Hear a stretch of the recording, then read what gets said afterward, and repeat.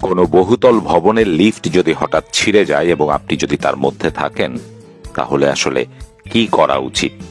চলুন জেনে নিই।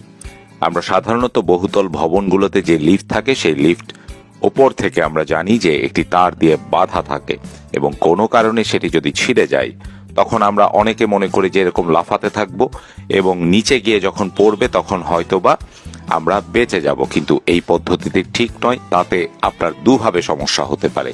একটি হলো টাইমিংটা আপনার সাথে নাও মিলতে পারে, ফলে আপনি গুরুতরভাবে পড়ে গিয়ে আরো বেশি আহত হতে পারেন।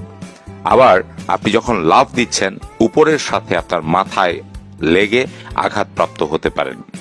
এটি ধরে দাঁড়িয়ে থাকা সেটিও ঠিক নয়। কাজেই যদি ব্যাগ বা কিছু সাথে থাকে, সেটি ধরে এভাবে শুয়ে পড়া এটি হচ্ছে সবচেয়ে নিরাপদ। আর যদি কিছু না থাকে, হাত দিয়ে আপনি মাথার কাছে দিয়ে শুয়ে পড়বেন।